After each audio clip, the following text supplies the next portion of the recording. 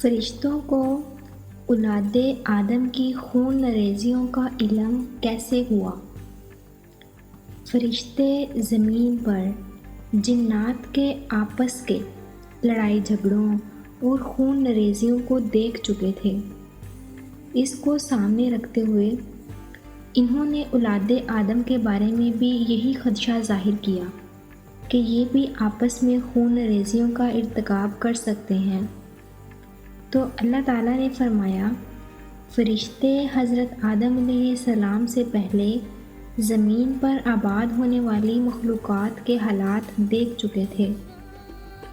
ایک اور جگہ پر ارشاد ہے، ترجمہ: بے شک اللہ تعالیٰ اصل حقیقت کو خوب جانتے ہیں۔ خلیفہ بنانے کی مصلحت۔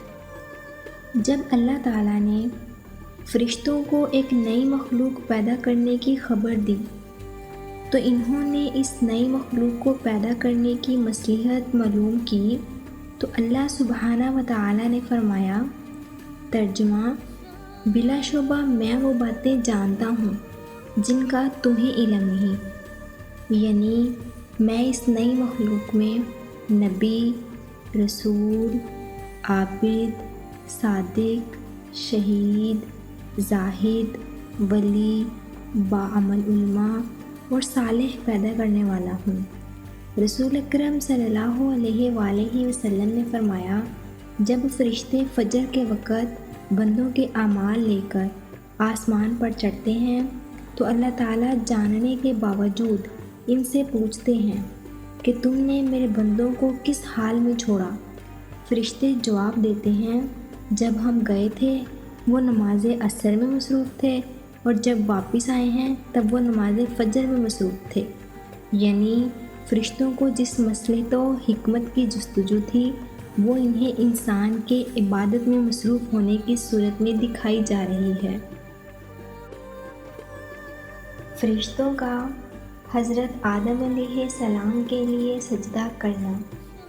اللہ سبحانہ و تعالیٰ نے حضرت آدم علیہ السلام کے جسم میں روح پھونکنے سے پہلے ہی فرشتوں کو اس بات کا پابند کر دیا تھا کہ جیسے ہی میں حضرت آدم علیہ السلام کی تخلیق مکمل کروں، اس میں روح ڈال دوں تو تم سب ان کے سامنے سجدہ تعظیم میں گر جانا۔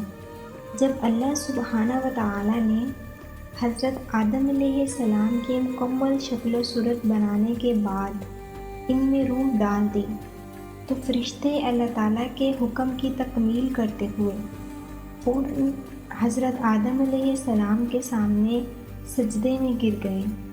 فرمان الہی ہے، ترجمہ: اور یاد کیجئے جب آپ کے رب نے فرشتوں سے فرمایا کہ میں انسان کو کالی سڑی ہوئی کھنکھناتی مٹی کے سوکھے گارے سے پیدا کرنے والا ہوں، لہٰذا جب میں اسے پورا بنا لوں، اس میں اپنی روح پھونک دوں تو تم سب اس کے سامنے سجدہ زیر ہو جانا۔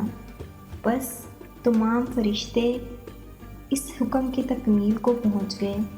رسول صلی اللہ علیہ وآلہ وسلم نے اس بارے میں ارشاد فرمایا ہے، جب حضرت آدم علیہ السلام میں روح ڈال دی گئی تو انہیں چھینک آئی، جس پر انہوں نے الحمدللہ رب العالمین کہا، یعنی تمام تعریفیں اللہ تعالیٰ کے لیے جو تمام جہانوں کا رب ہے۔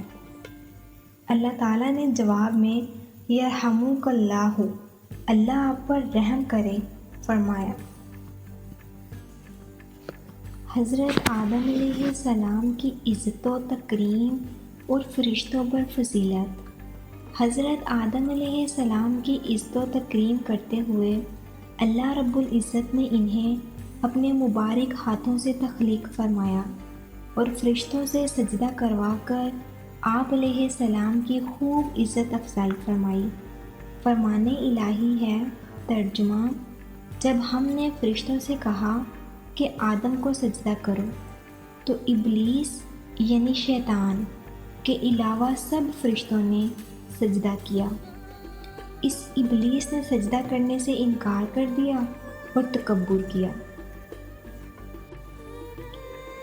ابلیس کا حضرت آدم علیہ السلام کو سجدہ کرنے سے انکار کرنا۔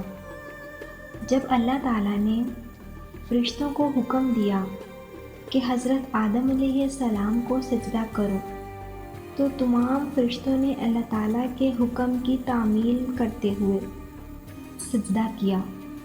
ابلیس چونکہ کثرت عبادت کی وجہ سے فرشتوں کے ساتھ رہتا تھا، لہٰذا اسے بھی فرشتوں کے ساتھ حضرت آدم علیہ السلام کو سجدہ کرنے کا حکم دیا گیا، مگر ابلیس حضرت آدم علیہ السلام کی عزت و فضیلت دیکھ کر حسد کرنے لگا اور تکبر کرتے ہوئے کہنے لگا، میں انہیں سجدہ نہیں کروں گا۔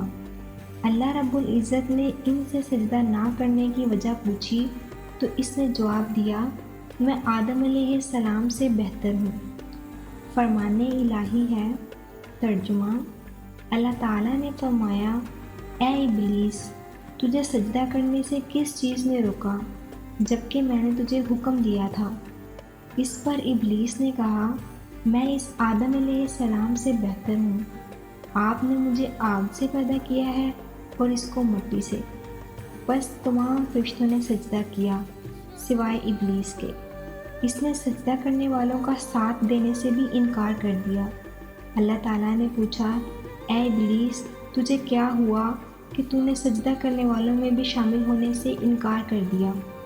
اس ابلیس نے کہا، میں ایسے انسان کو سجدہ نہیں کر سکتا جسے آپ نے کالی اور سڑی ہوئی کھنکھناتی مٹی سے پیدا کیا ہو۔